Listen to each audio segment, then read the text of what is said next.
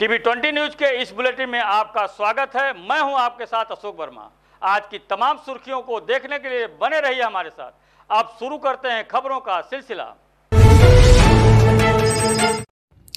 आजमगढ़ की गंभीरपुर से खबर है, जहां गंभीरपुर थाना क्षेत्र के थानाध्यक्ष रामप्रसाद बिन द्वारा थाना स्थानीय पर मुकदमा पंजीकृत किया गया था कि यूपी गैंगस्टर एक्ट बनाम तंजीम अहमद आदि 6 नफर के विरुद्ध पंजीकृत किया गया था। इसकी विवेचना क्षेत्राधिकारी निजामाबाद आजमगढ़ द्वारा संपादित की जा रही है। अभियुक्त में नामजद अभियुक्त तंजीम अहमद पुत्र इखलाक अहमद निवासी आवक थाना रानी कुशराय आजमगढ़ की गिरफ्तारी से बचने के लिए लगातार प्रयास चल रहा है। इसके विरुद्ध न्यायालय से NBW CRP 82 CRPC की कार्रवाई की गई। उसके बाद भी लगातार अभियुक्त तंजीम अहमद उपरोक्त फरार चल रहा है, जिसके विरुद्ध न्यायालय से 83 CRPC प्राप्त किया गया। तंजीम अहमद उपरोक्त विरुद्ध आज प्रभारी निरीक्षक निजामाबाद दिनेश कुमार यादव, प्रभारी निरीक्षक रानी कुशराय व थानाध्यक्ष गंभीरपुर की मौजूदगी में तंजीम अहमद उपरोक्त के विरुद्ध 83 CRPC की कार्रवाई नियमानुसार की गई। ये खबर जौनपुर से है, जहां राजस्थानी वरिष्ठ पुलिस अधीक्षक जौनपुर के द्वारा जनपद में चलाए जा रहे अपराधियों के विरुद्ध सघन अभियान के क्रम में अपर पुलिस अधीक्षक ग्रामीण के कुशल निर्देशन क्षेत्राधिकारी सदर कुशल परीक्षण में थानाध्यक्ष विवेक कुमार तिवारी व मैं हमरा द्वारा रात्रि गश्त चेकिंग निर्देशन व्यक्तियों व वाहनों के खाना पट्टी मोड़ पर थे कि मोटरसाइकिल से 2 व्यक्ति जौनपुर की तरफ से आते हुए दिखाई दिए। रोककर चेकिंग करने का प्रयास किया गया तो उसमें से पीछे बैठा हुआ व्यक्ति कूदकर भागने लगा एवं चालक मैं गाड़ी सहित हड़बड़ाकर गिर गया, जिसे दौड़ाकर वाहन के साथ पकड़ लिया गया। पकड़े गए व्यक्ति से नाम पता पूछा गया तो अपना नाम विकास प्रजापति पुत्र रामराज प्रजापति निवासी मुरादगंज थाना लाइन बाजार जनपद जौनपुर बताया। कड़ाई से पूछताछ किया गया तो बताया कि मैं वाहन चोर हूँ और ये चोरी की मोटरसाइकिल से, जिसे हम लोग सही जगह पर रखने जा रहे थे कि आप लोग पकड़ लिए। पकड़े गए व्यक्ति से और पूछताछ किया गया तो जनपद के विभिन्न थानों से चोरी की 3 और मोटरसाइकिल अपने घर से बरामद कराया। पकड़े गए व्यक्ति को उसके जुर्म व अधिकार से अवगत कराते हुए गिरफ्तार कर विधिक कार्रवाई की जा रही है। जी सर, क्या मामला है वो सिकरारा थाने में आज जो वाहन चोर गिरफ्तार हुआ? वरिष्ठ पुलिस अधीक्षक जनपद जौनपुर के कुशल नेतृत्व में अपराध एवं अपराधियों के विरुद्ध चलाए गए अभियान क्रम में थाना प्रभारी सिकरारा उनकी टीम के द्वारा एक सराहनीय कार्य किया गया है। एक बहुत ही पेशेवर वाहन चोर जिसका नाम विकास प्रजापति है, ये मुरादगंज लाइन बाजार में रहने वाला है। इसके संबंध में कुछ सूचनाएं मिल रही थी, टीमें काम कर रही थी और खाना पट्टी के पास थाना सिकरारा में इसको जब पकड़ा गया ये भागने लगा और इससे पकड़ करके इसको पूछताछ की गई तो इसके निशानदेही पर चोरी की 4 मोटरसाइकिलें बरामद हुई हैं। ये सभी चोरी की हैं और ये पकड़ा गया अभियुक्त विकास प्रजापति ये पेशेवर वाहन चोर है। इसके विरुद्ध थाना कोतवाली लाइन बाजार में चोरी के अभियोग पंजीकृत है और लाइन बाजार में इस गैंगस्टर में भी कार्रवाई हुई है। चोरी के भी मुकदमे कायम हैं और ये गिरफ्तारी करते हुए और जेल भेजने की कार्यवाही की जा रही है और साक्ष्य संकलन प्रचलित है। आजमगढ़ के नेहरू हाल में साहित्य अनुरागी संस्था आजमगढ़ द्वारा हिंदी दिवस 2022 की पूर्व संध्या पर एक बृहद कार्यक्रम का आयोजन किया गया। कार्यक्रम के मुख्य अतिथि प्रदीप कुमार शर्मा, कुलपति सुहेलदेव राज्य विश्वविद्यालय आजमगढ़, विशिष्ट अतिथि अमरनाथ राय, प्राचार्य जिला शिक्षण प्रशिक्षण संस्थान आजमगढ़ व इशरत जहां प्रोफेसर थे। कार्यक्रम के मुख्य वक्ता डॉक्टर अनिल राय, प्रोफेसर गोरखपुर विश्वविद्यालय थे। कार्यक्रम की अध्यक्षता डॉक्टर मालती मिश्रा, संरक्षक साहित्य अनुरागी आजमगढ़ व कार्यक्रम की संयोजक डॉक्टर मनीषा मिश्रा, अध्यक्ष साहित्य अनुरागी। कार्यक्रम का शुभारंभ अतिथियों द्वारा दीप प्रज्वलन कर शुभारंभ किया गया। तत्पश्चात अतिथियों द्वारा छोटे शहर की बड़ी काव्य संभावनाएं, जिसकी संपादक डॉक्टर मनीषा मिश्रा, सह संपादक डॉक्टर इंदु श्रीवास्तव व सरोज श्रीवास्तव हैं, जिसका अतिथियों द्वारा विमोचन किया गया। कार्यक्रम में संगोष्ठी का भी आयोजन किया गया, जिसका शीर्षक था हिंदी भाषा एवं साहित्य पर संचार माध्यमों का प्रभाव। आपको बता दें कि यह कार्यक्रम लोगों को एक दिशा देगा। कार्यक्रम में एक तरफ जहां शहर की प्रतिष्ठित हस्तियां शामिल थी, वहीं शहर के सामाजिक संस्थाओं के साथ ही शिक्षक संगठनों ने भी इस कार्यक्रम में बढ़ चढ़कर हिस्सा लिया। कार्यक्रम में मुख्य रूप से महिला शिक्षक संघ की अध्यक्षता शिखा मौर्य उनकी टीम कार्यक्रम की गरिमा बढ़ा रही थी। वहीं सामाजिक संगठन के प्रवीण सिंह सहित भारी संख्या में शिक्षक व समाजसेवी इकट्ठा रहे। सभी आए हुए अतिथियों का कार्यक्रम की संयोजक डॉक्टर मनीषा मिश्रा ने आभार व्यक्त किया। ग्रामीण चिकित्सक एसोसिएशन ठेकमा बला की बैठक आज पशिका में सकुशल संपन्न हुई, जिसकी अध्यक्षता प्रदेश उपाध्यक्ष डॉक्टर अनिल कुमार सरोज ने किया एवं तमाम मुख्य बिंदुओं पर चर्चा हुई। एवं ग्रामीण चिकित्सा एसोसिएशन स्थापना दिवस 23 सितंबर 2022 दिन शुक्रवार को मनाया जाएगा। ग्रामीण चिकित्सक एसोसिएशन का प्रतिनिधिमंडल सभी क्षेत्र में जाकर सभी लोगों को आमंत्रित कर रहा है। सभी लोग बढ़ चढ़कर हिस्सा ले रहे हैं। संचालन जिला अध्यक्ष संतोष शर्मा ने किया एवं प्रदेश सचिव डॉक्टर एच.जी. विश्वकर्मा ने विस्तार पूर्वक बैठक में आए हुए सभी अतिथि चिकित्सक गण को विस्तार पूर्वक जानकारी दी एवं जिला संयोजक डॉक्टर विजय चौहान ने सभी चिकित्सा कर्ण लोगों को संबोधित किया एवं सबका आभार व्यक्त किए एवं डॉक्टर बाबुल मंडल को ब्लॉक अध्यक्ष ठेकमा बनाया गया। सभी चिकित्सकों ने संकल्प लिया कि आज से हम लोग अपने व्यस्ततम समय में से समय निकालकर संगठन को मजबूत करने का काम करेंगे, जिससे उपस्थित ब्लॉक अध्यक्ष मोहम्मदपुर डॉक्टर चंदू भट्टाचार्य ने संबोधित किया एवं तमाम चिकित्सक लोग उपस्थित रहे। Doctor Tribhuvan Nath, doctor Pankaj Mishra, doctor J K. Malik, doctor Hariram Saroj, doctor Ramashray Saroj, doctor Rupachand Malik सहित तमाम लोग उपस्थित रहे।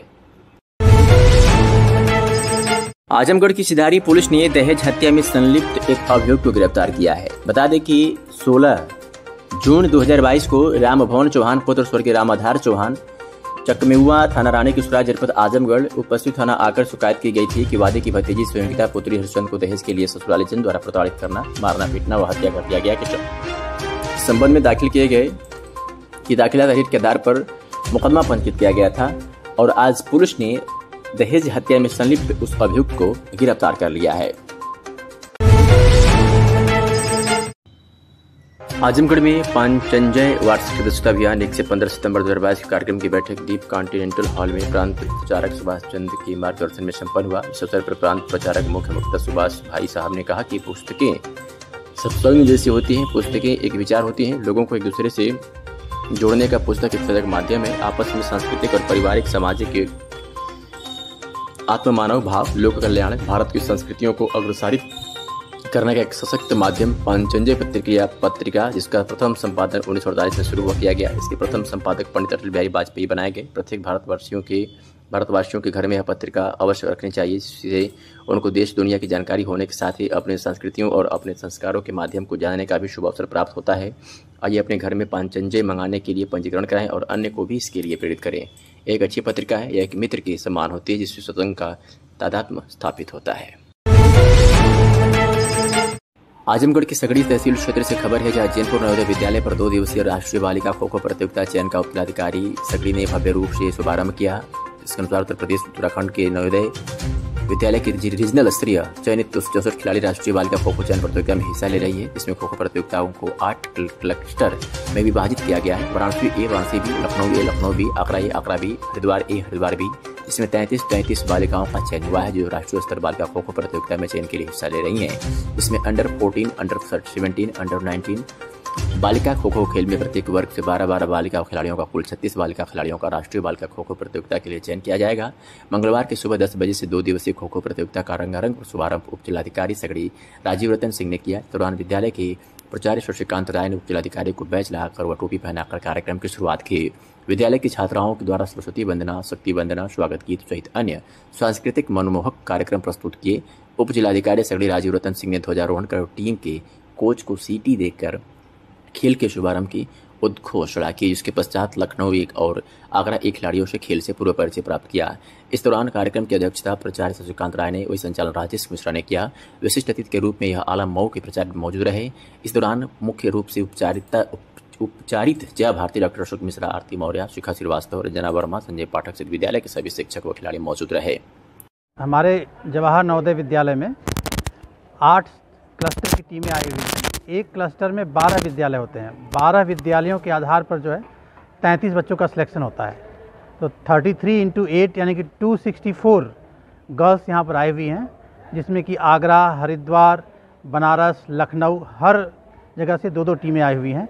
और यहाँ से जो है राष्ट्रीय स्तर की टीम बनेगी जो कि हैदराबाद में जाएगी खेलने के लिए। तो यहाँ 2 दिन का कार्यक्रम है, जिसमें कि अभी उप जिलाधिकारी सगड़ी तहसील श्री राजीव रतन सिंह जी आए थे और उन्होंने अभी इसका उद्घाटन किया है। आजमगढ़ के बुढ़नपुर तहसील क्षेत्र के बहरा कोठी गांव के पास शारदा सहायक खंड 32 की नहर गुजरती है। ग्रामीणों के आने जाने के लिए नहर विभाग द्वारा पुलिया का निर्माण किया गया है, जो पुलिया कई वर्षों से टूटकर जर्जर हो चुकी है। अब पुलिया से क्रॉस करना ग्रामीणों के लिए खतरे से खाली नहीं है। ग्रामीणों को पुलिया टूटने के चलते 3 से 4 किलोमीटर ज्यादा सफर करना पड़ रहा है। इस संबंध में आज समाजसेवी लक्ष्मी चौबे द्वारा उप जिलाधिकारी बुढ़नपुर को ज्ञापन सौंपा। ज्ञापन में समाजसेवी लक्ष्मी चौबे ने तहसील प्रशासन को चेतावनी दी है कि शीघ्र ही अगर पुलिया का निर्माण नहीं होता है तो हम ग्रामीण बुढ़नपुर तहसील का घेराव करने के लिए बाध्य होंगे। आइए सुनाते हैं कि मीडिया से बातचीत करते हुए समाजसेवी ने क्या कुछ कहा। समाजसेवी लक्ष्मी चौबे, हमारी समस्या यह है कि जैसे ये सारदा सहायक खंड 32 बड़ी नहर जो गई है शाहपुर होते हुए इधर केदारपुर होते हुए, तो ये बहरा कोठी के पास यानी गांव वालों के लिए पुलिया बनी हुई है। करीब लगभग 10 वर्षों की वो टूट की पड़ी है।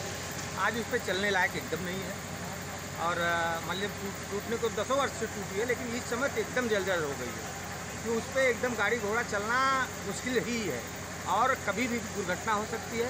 हम सिंचाई विभाग, नहर विभाग से यही कहना चाहेंगे कि वो नहर को जल्दी से जल्दी बनवाएं, नहीं तो अगर कहीं दुर्घटना हुई तो उसके जिम्मेदार नहर विभाग होगा।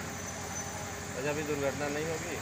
अरे दुर्घटना वैसे तो जो है ऐसा खड्डा हो गया कि लोग गाड़ी लेकर के वहीं गिर जाते हैं, टूट जाता है, हाथ पैर टूट जाता है, ऐसा तो हो ही रहा है। लेकिन अगर कहीं पुल बैठ गया तो बड़ी दुर्घटना हो सकती है, आदमी मर भी सकता है। इसकी शिकायत आपने कहाँ किया? अभी पहले भी किया गया था, 2-4 बार जो है पत्र दिया गया था, लेकिन अभी इस बार जो है एसडीएम साहब को हमने दिया है और अगर ये क्या नाम है इस पर सुनवाई नहीं हुई तो अगले तहसील दिवस पे हम ऊंचा कदम उठाएंगे। ऊंचा कदम में क्या है? अब जनता को लेकर के घेराव भी कर सकते हैं।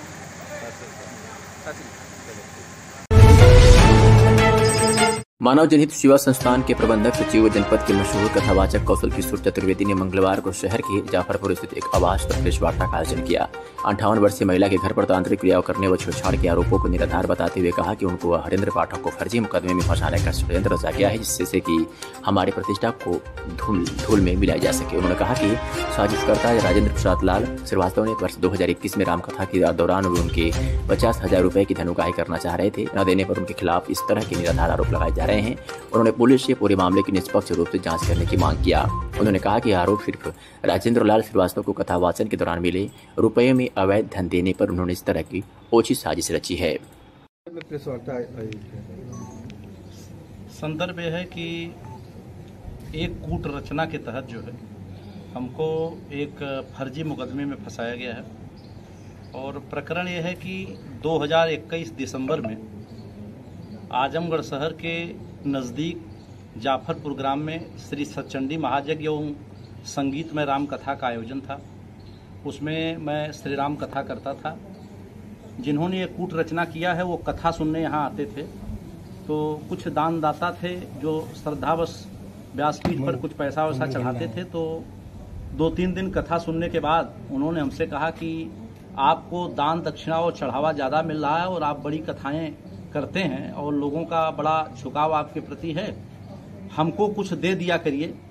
तो मैंने उसको ऐसे ही हंसी समझा कि ऐसे ही कुछ कह रहे हैं। फिर दूसरे दिन फिर आए और मैं मंच पर जा रहा था तो हमसे कहे कि आपसे कुछ हमको बात करना है। तो जब मैं व्यासपीठ से खाली हुआ तो हमसे कहे कि आप हमको 50,000 रुपया दे दीजिए। और हमने कहा कि भाई न आप हमारे साथ संगीत में सहयोग करते हैं, न आपने माइक लगाया है, न आपका इस कार्यक्रम से हमारे इस अभियान में कोई सहयोग है, तो मैं आशा नहीं समझ रहा हूँ कि पैसा किस लिए आपको दे दूँ। तो उन्होंने कहा ठीक है, यदि आप पैसा नहीं देंगे तो हम ऐसा करेंगे कि आप कथा करने लायक रह नहीं जाएंगे।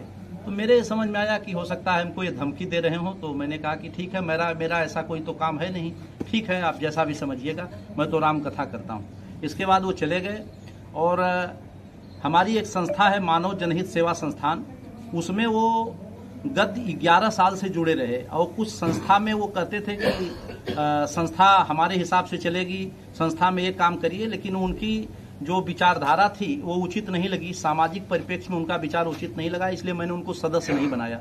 इससे वो हमसे द्वेष करते रहते थे। यद्यपि कोई कार्यक्रम होता था तो आते थे। इसकी वीडियो क्लिप, ऑडियो सब हम दे देंगे आपको।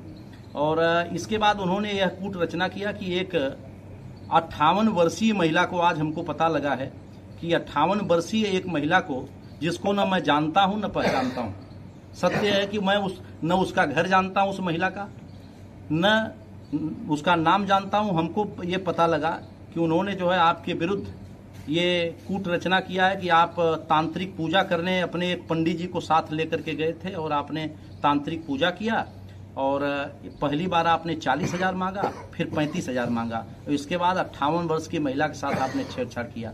न मैं पूजा करता हूँ, आज कोई समाज में एक कोई हमारे संबंध में एक वीडियो क्लिप नहीं दे सकता। मंगलवार को भारतीय किसान यूनियन लोक शक्ति के पदाधिकारी व कार्यकर्ता कलेक्ट्रेट रामपुर परिसर में एकत्रित हुए और यूपी विधानसभा चुनाव 2022 में घोषणा की किसानों को मुफ्त बिजली देने पर अमल कराने की मांग को लेकर जोरदार प्रदर्शन करने के बाद मुख्यमंत्री को संबोधित 5 सूत्रीय ज्ञापन पर जिलाधिकारी प्रशासन लालता प्रसाद जाके को सौंपा। इसके पूर्व किसानों को संबोधित करते हुए राष्ट्रीय महासचिव उस्मान अली पाशा ने कहा कि सरकार के गठन को हुए कई महीने बीत गए, लेकिन इसके बावजूद भी सरकार द्वारा अपने घोषणा पत्र में, जिसको भारतीय जनता पार्टी ने संकल्प पत्र बताया था और उसमें कहा था कि अगर दोबारा प्रदेश में उनकी सरकार बनती है तो वह किसानों को मुफ्त बिजली देंगे और घरेलू बिल अदा करेंगे, लेकिन आज तक सरकार द्वारा इस घोषणा पर अमल नहीं किया गया। उल्टा सामान्य योजना के अंतर्गत नलकूप कनेक्शन बंद कर किसानों को मौत के मुंह में धकेलने का काम किया है और सरकार ने अंधाधुंध बिजली चेकिंग कराकर लोगों के ऊपर झूठे मुकदमे लिखवाए, जिसका खामियाजा भारतीय जनता पार्टी को लोकसभा चुनाव में भुगतना पड़ेगा। उन्होंने आगे कहा कि पूरा जनपद सूखे की चपेट में है, लेकिन सरकार द्वारा किसानों को कोई राहत नहीं दी गई। उल्टा तहसील, बिजली और बैंक कर्मी किसानों के ऊपर वसूली का दबाव बना रहे हैं, जो कि किसान हित में नहीं है। प्रदर्शन कर ज्ञापन देने वालों में तमाम लोग मौजूद रहे। जी क्या मामला है? जी मेरा नाम उस्मान अली पाशा है, मैं भारतीय किसान यूनियन लोक शक्ति का राष्ट्रीय महासचिव हूँ। आज हमारा प्रस्तावित कार्यक्रम था जिसमें हमने माननीय मुख्यमंत्री जी को संबोधित 5 सूत्रीय ज्ञापन अपर जिलाधिकारी प्रशासन श्रीमान लालता प्रसाद शाक्य जी को सौंपा है और इस ज्ञापन में विधानसभा चुनाव 2022 में भारतीय जनता पार्टी ने घोषणा की थी कि वो किसानों को अगर उनकी सरकार दोबारा बनी तो बिजली मुफ्त देंगे। वो मांग है सूखाग्रस्त घोषित करने के लिए और 5 साल के लिए ब्याज सहित ब्याज लोन और 50,000 रुपये प्रति एकड़ किसान को मुआवजा देने की मांग है। मिलक में एक नाला है उसके निर्माण कराने की मांग है।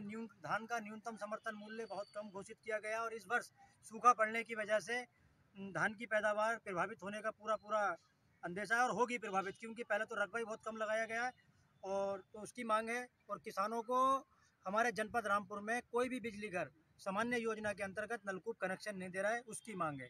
तो सबसे पहली जो मांग है हमारी वो जो 2022 में 22 विधानसभा चुनाव में भारतीय जनता पार्टी ने अपना संकल्प पत्र जो घोषणा पत्र जारी किया था उसका उन्होंने नाम रखा था संकल्प पत्र।